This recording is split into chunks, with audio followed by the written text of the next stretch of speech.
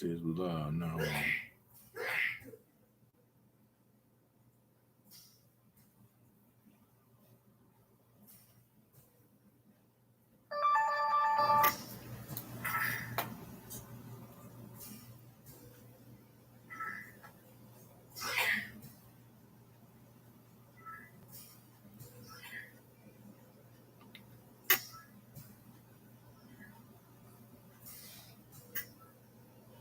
Can't find the feed, bro.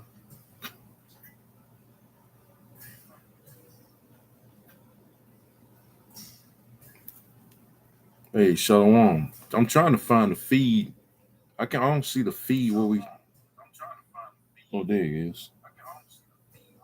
Oh, there it is on your. I can't see it on my phone though. I can see it on this brother's tablet. See, Satan, man, he at work, man. The brother. See what had happened. what what had happened was, Satan. He done knocked us off the feed. He done knocked the brother's internet off some strange. That ever happened to you before, bro? You might want to cut that down somewhere. Yeah, the brother got knocked off his internet, man, and basically, we're getting hot in the spirit, getting on these devils, and he got mad. Esau mad, man. The sister said he got mad, man. Esau, he's mad. That's right. Got pissed. It just not some odd reason. The brother internet just knocked off the brother internet. My internet wouldn't work. His internet wouldn't work. Well, it's working now, but my hotspot wouldn't even work. His internet won't work no more. So I don't know what's going on. But we know, man, it's the principalities of, scriptures say, we wrestle not against flesh and blood, but the principalities. We wrestle against the spirits, man. Mm-hmm. These devils, man, they pissed off in high places. Yep. They watching us when we ain't watching them. Yeah, exactly. Yeah, man. I wanted you to, but we're gonna continue. We're gonna get ready to wrap up, man. It's all good, man. These devils, yeah, you doing something right, man. Yeah, we're not upset. Right. It's funny to me, man. Do what you do, devil. Right. What was that? Oh yeah, verse 13. This is the book of Revelation, chapter 12, starting at verse 13. And when the dragon saw that he was cast into the earth, he persecuted the woman which brought forth the man-child. Right. So the dragon again is Esau, and the woman is Israel. So he says he persecuted the woman, which is Israel, which brought forth the man-child, which is Yahushua. Okay, you got it, brother. And to the woman were given 2 wings of a great eagle, that she might fly into the wilderness, into her place, where she is nourished for a time and times and half a time from the face of the serpent. Right. So that's 70 AD, man. The history of the 70 AD, where the Lord said, spoke about the abomination of desolation, where went to the interiors of Africa, the west coast of Africa, parts of Europe, to escape Roman persecution, man. And that persecution is going to come back in a major way during the hour of temptation and Jacob's trouble. Well, primarily Jacob's trouble, man. Okay, you got it, brother. This is the book of Revelation, chapter 12, starting at verse 14. 15. So like it's 15. Yeah. And the serpent cast out of his mouth water as a flood after the woman. Right. The Roman armies, man, back in 70 AD. But you can apply it to this time because Esau coming with in like a flood. Okay, he's gonna come in like a flood during the hour of martial law. You got it, brother. That he might cause her to be carried away of the flood. And the earth helped the woman, and the earth opened up her mouth and swallowed up the flood, which the dragon cast out of his mouth. Right, these philosophies that Jake was playing with, giving Christianity, Islam, but we got the truth now. Okay, we got the truth. All right, and the strongholds of Esau are being broken down. All right, you got it, brother.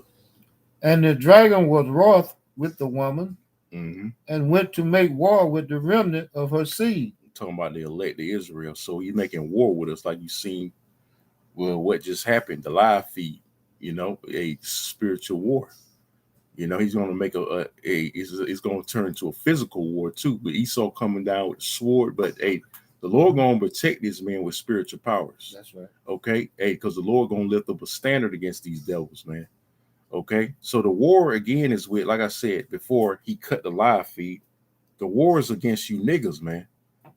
Okay, like the war on drugs. I mentioned the war on drugs was not the war on drugs. It was the war on you Jakes, you Israelites. All right, you got it.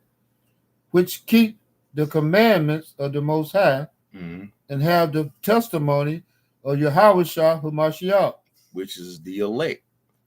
All right. So the real threat is the men at Great Millstone, starting with the apostles. He ain't worried about these other camps. Okay. He ain't worried about ISUBK, IUIC, HOI, Wi-Fi, and all these pseudo-Israelites. He worried about Great Millstone. These other camps are bought and paid for, man. Okay. He's just using them as a scapegoat, so to speak, a cloak. Okay. Which he's going to roll on them too. Because remember, he's the devil. He's going to roll on them, but his target is us, the ones that have the truth. All right. So he's going to make war with the remnant. He wants to get the remnant too. He wants to get the elect. So he'll feel like he'll get his birthright back. Okay.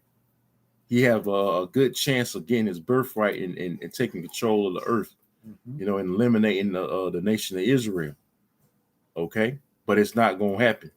Okay. Like the brother read up in verse 8, it says, and he prevailed not.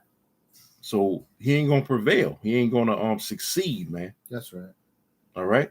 You want to say something? And even though these devils, they know they not gonna avail, but hey, they're gonna give it their best shot. They don't want to lose their kingdom. Right. He ain't going down without a fight.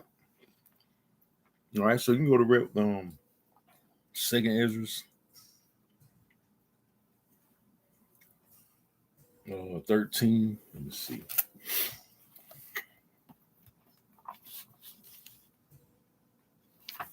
We're gonna end it off on this.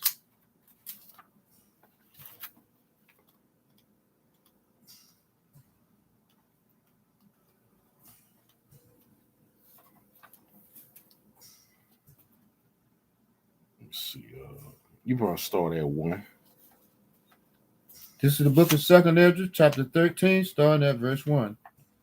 And it came to pass after 7 days, I dreamed a dream by night. And lo, there arose a wind from the sea, that it moved all the waves thereof.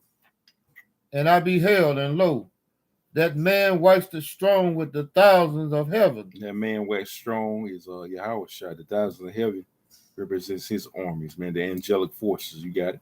And when he turned his countenance to look, all the things trembled that were seen under him. Man, all the things trembled that were seen under him, man. Hey, people gonna tremble, man. It's gonna be the scriptures say the day of the Lord is gonna be a dark and a terrible day. Roughly paraphrasing. You got it, brother. 2nd Ezra 13, verse 14. And whensoever the voices went out of his mouth, all they burned it that heard his voice. That represents that hot concentrated heat off those chariots, man. Because it's gonna be those chariots are gonna burn everything in their path. Right along with the missiles, which the missiles are gonna be the icing on the cake. All right. So read from the top again, verse 4. This is the book of 2nd Ezra, chapter 13, verse 4. Come. And whensoever the voice went out of his mouth, all they burned it that heard his voice. Right. So you're gonna burn them up, them armies up, man, in that war. All right. You got it. Like as the earth filled it when it filleth the fire. Read. And after this I beheld, and lo, there was gathered together a multitude of men out of numbers from the four winds of the heaven to subdue the man that came out of the sea. I ain't talking about the actual sea on here on earth. It's talking about the heavens. And that man was Yahushua, cracking them clouds and coming down, being sick and coming. All right, his return as an angelic force. Mm-hmm. Okay, you got it, brother. But I beheld, and lo, he had graved to himself a great mountain and flew up upon it. You're talking about that fathership, man. That's a great right. mountain, you know. And the Lord gonna put the spirit. It's gonna tell you, man. The Lord gonna put the spirit on these devils and the other nations to fight against that kind of power, man. Because Esau, he don't want to lose his shithole of a society, man. All right. So the Most High, hey, he wants a challenge. He gonna put the spirit. It's gonna tell you, you got it, brother. 2nd Ezra 13, verse 7. But I would have seen the region or place whereout the hills was graven, and I could not. Mm-hmm. I mean, the ship is so massive, you can't see from one end to the other. Yep. And after this I beheld, and lo, all they which were gathered together to subdue him were so afraid. Mm-hmm. And yet there's fight. So he had to put the spirit on them to fight anyway. That's right. They were so afraid. Because imagine you see a bunch of angelic forces, in a plane or whatever, a warplane, and you've seen a great fathership, a big so-called UFO with other UFOs, and with a big dog-skinned man standing on top of it. Right, and you scared as hell, bro. Right, you scared as hell, and the Lord gonna just put the spirit on you to fight it anyway, knowing you're gonna lose, man. Okay, hey, that's what's gonna happen in the events to come. This is future prophecy right here, man. We reading it. You got it, brother. This is the book of 2nd Ezra, chapter 13, verse 9. And lo, as he saw the violence of the multitude that came, he neither lifted up his hand, nor held sword, right, nor any instrument of war. Because he don't need it, man. Yeah, them chariots gonna do the work. You know, they're shooting up those laser beams, man. You know, he ain't gonna have to just come down and start slicing and dicing, even though he could, you know. But those chariots gonna do the work, man. Gonna do the damage, right along with the missiles. All right, you got it, bro. 2nd Ezra, chapter 13, verse 10. Stop. But only I saw that he sent out of his mouth as it had been a blast of fire, and out of his lips a flaming breath. Right. And out of his tongue he cast out sparks and tempests. That hot concentrated heat and fire out those chariots. That's what it's talking about, man. Read. 2nd Ezra 13, verse 11. And they were all mixed together, the blast of fire, the flaming breath, and the great tempest, and fell with violence upon the multitude which were prepared to fight. So y'all gonna be obliterated, man. You saw his armies, the other nations that, stop fighting amongst each other and start turning the fight against the Lord and the angels. You're gonna be obliterated, man. It's telling you right here. Read on. And burn them up, every one. And burn them up, every one. Y'all gonna get burned up. Okay? Y'all not gonna win, man. Y'all not gonna prevail, man.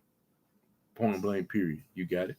So that upon a sudden of an innumerable multitude, nothing was to be perceived. Nothing was to be perceived, man. Hey, you ain't gonna be the record. Hey, it's gonna be evaporated, man. Completely, man. He gonna beat you to powder, man. Okay.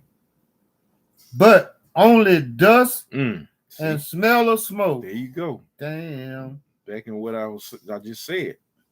You got it. When I saw this, I was afraid. Even the prophet Ezra was afraid, man. He was like, damn. Like you said, damn.